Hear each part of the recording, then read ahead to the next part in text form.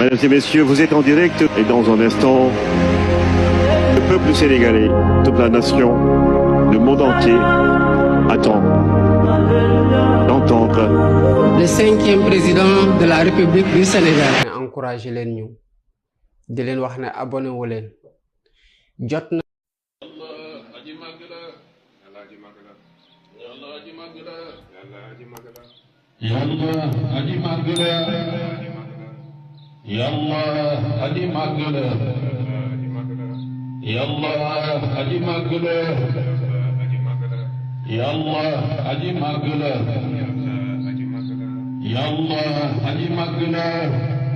jonte ñal na yàlla mi borom bindeef yi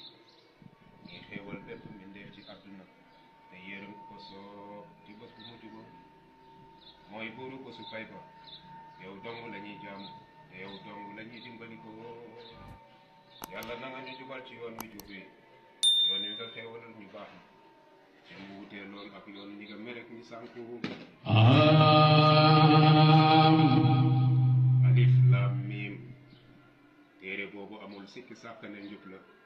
ñeel waaye ragal yàlla yi mooy ña nga xam ne gëm nañ di fàddu di taxawal julli te dundale ci liñ leen wërsëgal